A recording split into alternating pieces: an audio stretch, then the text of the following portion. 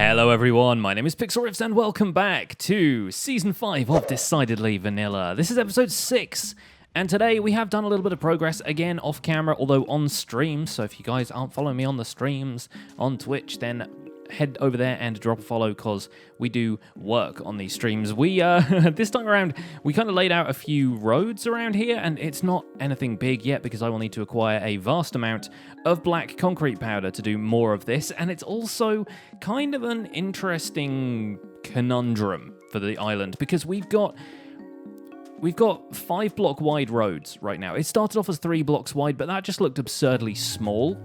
But then 5 block wide roads don't look that much bigger, and it's also kind of a small island. Like, in order to do something with like decent size, like to scale roads, we would probably end up having to build on a much bigger island. Like, the the roads would be taking up a substantial amount of space here on Enoki. So what we're going to do instead is kind of stick to a slightly more cartoonish scale. Like I said, I want this place to be a little bit more cartoony inspired, so we're not going to go for realism here. We're going to go for just kind of like a neat little almost like scale model kind of thing of a city, and this has been improving slightly. I do have a problem that I've run out of dark prismarine right now, so the build is kind of on hold as I complete the top level here. And somebody in the comments did say, like, why don't you just kind of stick to a couple of different floor designs and tile it upwards a couple more times instead of just morphing the design every single tier. And I figured that might be the best thing to do. So what I'm doing is I'm actually flipping this floor there and that floor there, and we're going to kind of build it up to a top level, and then there's maybe going to be one more after that, and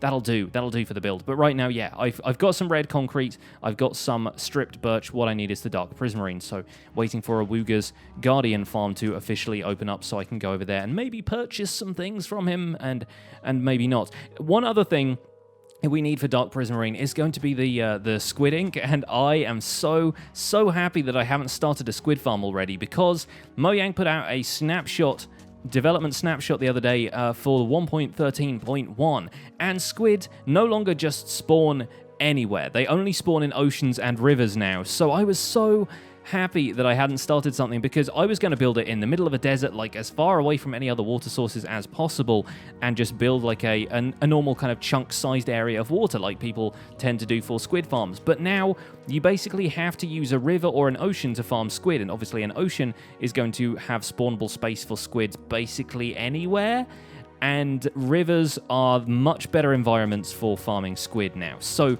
the idea is that we're going to head over to a desert or somewhere like that anyway, but it could basically be anywhere. It could be a river in any place, I suppose, now. So we could maybe even do it closer to us, because there isn't actually a desert anywhere near here as far as I know. The last desert I tried to go to, I had to travel about 4,000 blocks that way. So we're going to have to find a suitable river biome to start up an ink farm and use that to make some dark prismarine once we get our hands on some prismarine shards.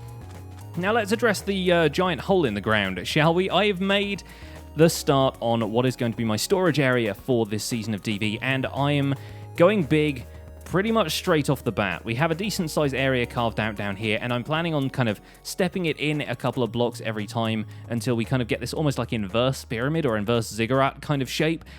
It's going to be pretty big, though, because as you can see, we already have a ton of chests around here, and I want this to be my storage area for the duration of this season of DV. I don't really want to build another one and just kind of keep upgrading it or expanding it. I want to have something organized right off the bat. So as we come down here, you will see, obviously, I've been farming some dyes for flowers, and that is because I want to have a few different sections around here for each of the kind of colored materials. So this is kind of similar to what I did with the temple on the last season, but on a slightly larger scale, because right here we've got one chest for red concrete and concrete powder. This chest is dyes and the stuff that you get dyes out of. I realized as I was turning all of this stuff into dyes that you can actually store them in a much more compact way if you keep them as rose bushes and then just take out what you need to craft a dye. So like half a stack of rose bushes will get you a full stack of red dyes, so it wasn't really necessary to break it all down into rose red every single time. But that's fine, no worries. We're going to store some more red blocks in here, and as you can see,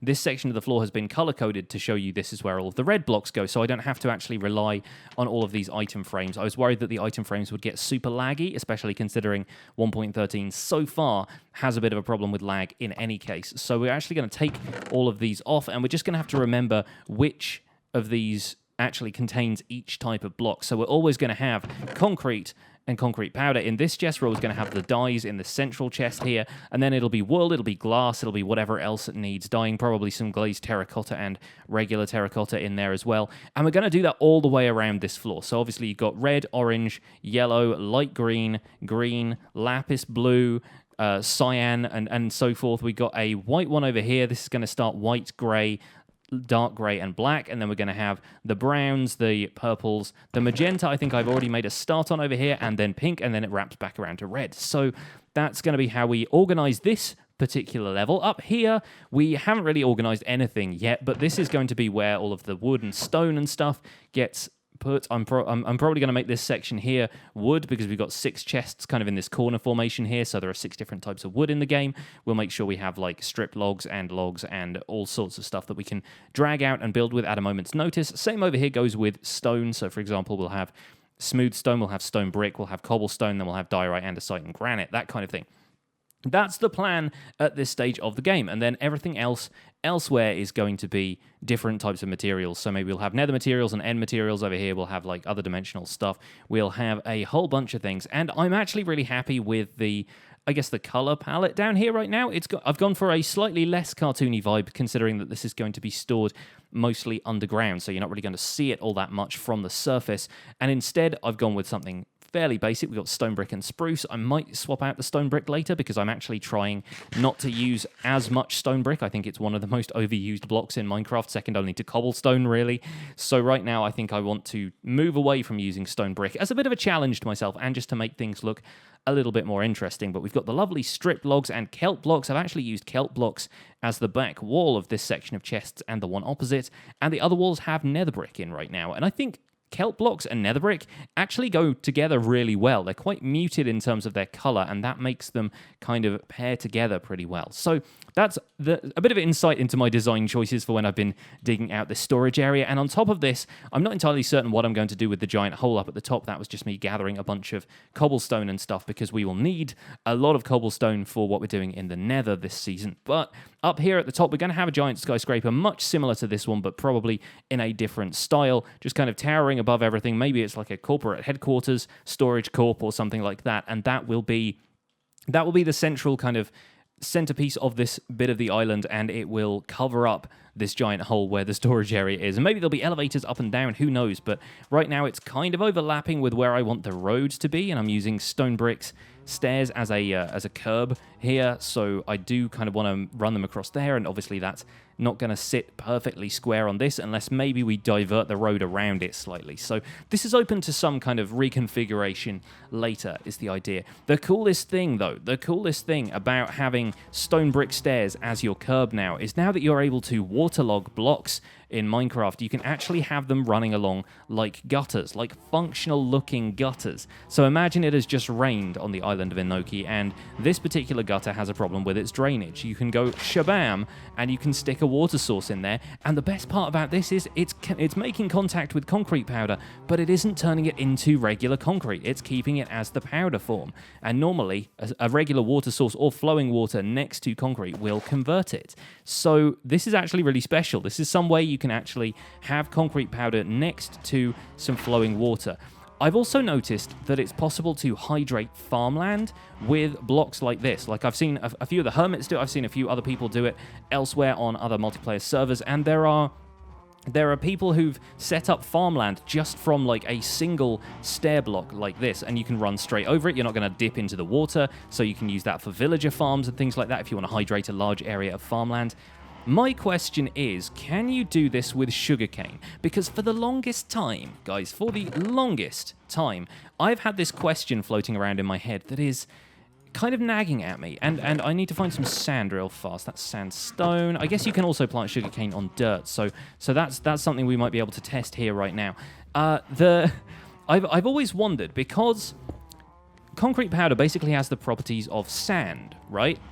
We're going to do a little bit of science here. Concrete powder basically has the properties of sand, but it isn't necessarily coded as a sand block. Now, sand, when you place it next to a water source, is capable of... Oh, okay, I didn't realize it was going to do that. I didn't realize that if you didn't have the stair blocks either side, it would just flood out like that, but I guess, of course it would. Why wouldn't it? But sand, you can place sugarcane on it when it's next to a water source. And I often wonder if you can do the same. Oh, great, I've converted those 2 blocks. Oops, never mind. I always wondered if you could do the same with concrete powder, considering concrete powder is the same as sand. But then you can't place concrete powder next to a water source because it converts it into regular concrete. So you can now place sugarcane next to the stone bricks with a water source in. That's interesting because like if you try and place sugarcane just on a block on its own, you can't. It has to have a water source block nearby. Now, can you do this? Nope, you can't. I'm right-clicking and you can't. Well, I guess it's not really sand after all then, folks. I have been thinking about this the wrong way. I've been mislabeling this the entire time, but that was actually conclusive proof. Like, I can actually lay that one to rest myself there. That's fun. Okay, all right. Okay, just a little science experiment right at the top of this episode, and now I've got 2 extra pieces of black concrete, which I'm going to put in storage, and then we're going to get on with what we plan to do for the rest of today's episode. So I have been away from the server for a day or 2. Oh, by the way, I built this impromptu cactus farm, which is doing all right. It's actually got me like over a stack of cactus at this point. So this is doing well. I'm going to make a larger scale cactus farm at some point. This is just in the interim so I can work with green blocks and other cool stuff. Look at it go. Yay, we got one. We snagged it. I think that other one ended up despawning on the cactus itself. Not a lossless design by any stretch, but apparently that's what we're doing on this season of DV. So I've been told, oh, rip, both you and the skeleton. I've been told anonymously, actually by Zloy, that something has happened to my base. Oh no. Oh no. Oh dear. Oh, the mishaps. Anyway, I've been told that something has been done to my base. He didn't say by who, so it might have been him. But yeah, something has been done to my base while I've been away for the weekend. I was away in London for a bit, so I can't see anything up on the surface. This is my storage room progress so far. Things have been moving around a little bit. I'm actually moving the chests outwards slightly since the last clip, but yeah, I was almost thinking I didn't place this here. What is this like redstone lamp doing here? But then I realized this is just part of the downstairs element of the storage system. So that's not a trap as far as I can tell. But yeah, like the sugarcane farm doesn't seem to have been tampered with. I've been down in the kind of cellar section of that where the whole what do you call it? The collection mechanism is. So the only other place I can think of is down here. But I haven't really finished building out this room or anything, so not entirely certain what the deal is. Is the spawner still working okay? Is the spawner still working? Nope, everything sort of looks fine to me. Oh my word. What? That sounds like a lot of zombie. Where are these zombies? Where are the zombies at, please? Hello?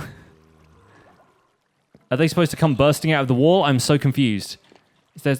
I hear a ton of them, like, behind... Oh! Hi! Hi there! It's a bunch of Zloys behind the wall. Oh, dear. So it's nothing to do with the spawner. They've just kind of, appeared here. Oh. And there's a... There's a piston. Has something here not fired? I think this might have gone wrong. Oh dear. Hi. Yes. Hello. Come on down. I'm trying to, but you don't have a splash elevator. Yeah, I know. I need to work on that for this whole place. But I have a bone to pick with you. I have several bones in the form of a rib cage. What do you call this? Well, how am I supposed to explain this? I don't know. What is this? This is your work, right? This has to be your work. I don't know. Is it? This is who else would bring the legions of the damned to my spawner, which, you know, to be fair, grinds through a fair amount of the legions of the damned on a regular basis. But these damned are so damned that they have your face and which is a curse in and of itself. And they appear to all be clustered around. I was not at all certain why the skeletons weren't like firing their bows at me, and now I realize they're holding swords, and this whole thing makes me very uneasy. The skeletons are especially stupid because they look like it's me but starved to death. Yeah, it's like the balanced diet wasn't working out for you. So, what am I supposed to do with these? I mean, do you want them back? Like, I don't know. Okay. I could put them through the regular Look, come skeleton here. grinder. I can explain. Okay. What? What did you do that for? Zoe! Oh my days. Okay, at least they're filtering out one at a time. Gosh, okay. you just left. Dude, oh man, they're all getting stuck behind the chair. Dude, this is, you know that scene in a comedy where, like, oh gosh, they're coming here now. That scene in a comedy where, like, two people try and squeeze through, like, a doorway and they can't get through. Yeah, they're too polite to go before the other one. They're just all doing that behind my row of chests. This was such a well thought out prank. I know, right? It screwed up 2 times in a row. Also, some of them seem to be dropping more than one Zloy head. Like, how many of these things did you put on them?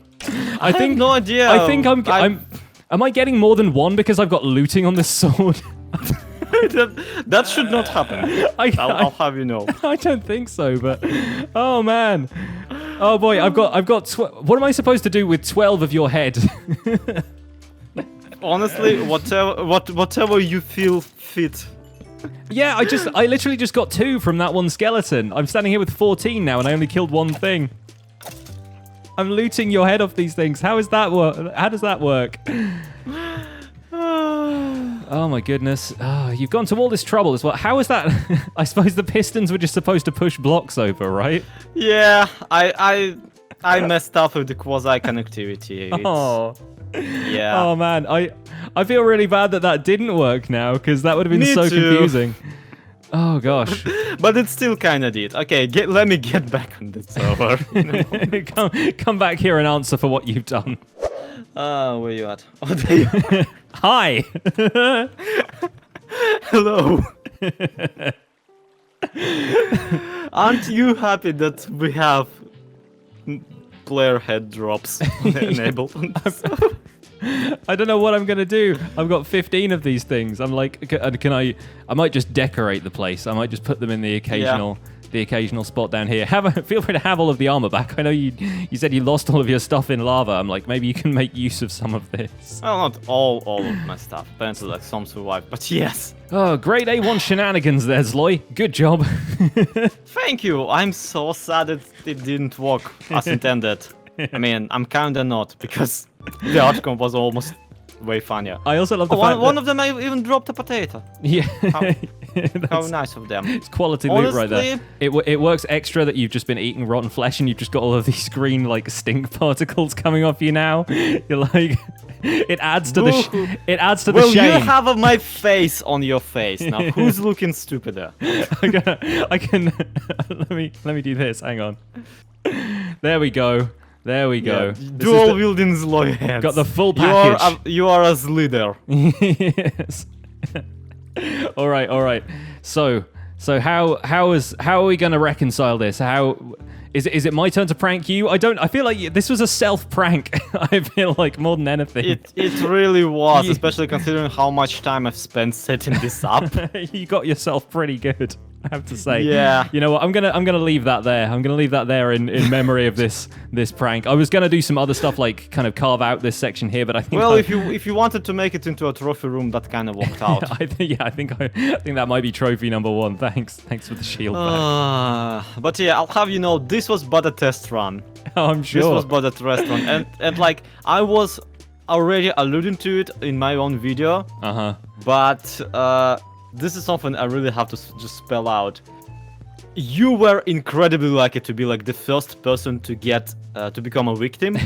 Yes, I get. And like I get to be the guinea pig. I get the one that doesn't quite work out so well. Yeah, you not only did you get the one that actually was the weakest, because at the moment I don't have an iron farm, I don't have a villager farm, I don't have farms. So all I can do is like push at you zombies that are wearing my head and nothing else. Yeah. Whoever will be at the receiving end of my like last prank will, yeah, that guy has it we'll have a lot to deal with, because those guys will be basically fully equipped in diamond armor, diamond tools, everything. Just probably even an army of phantoms if I manage to figure out how to make that happen without them burning out. I'm fully expecting to like have this all put behind me for like several episodes, like weeks, months down the line. And then an army of diamond zombies comes out of that wall, and one day you just all open your open your wardrobe, and just a flock of phantoms flies out, like something out of shrieking, like something out of Jumanji or whatever. Yeah. Oh man. Well, this was fun. This was a lot of fun. Even if it didn't work out quite as intended. Like I said, grade A1 shenanigans, A+ for effort.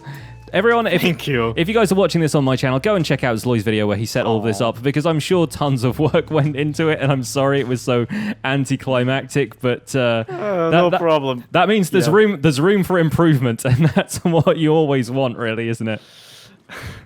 See you later, I'll buddy. get you next time, Pixlriffs. I was like, go up on this. So that didn't quite go as intended. Apparently, oh god, take this thing off me. There we go. All right, back to normal, back to reality, folks. That's going to be it for this episode. It didn't exactly go according to plan for Zloy, but I feel like he kind of pranked himself. But if you guys think we should prank him back, let me know in the comments, because I'm sure we can think of something good. In the meantime, leave a like on the episode if you enjoyed it. Subscribe if you want to see more, and I'll see you guys soon. Take care. Bye for now.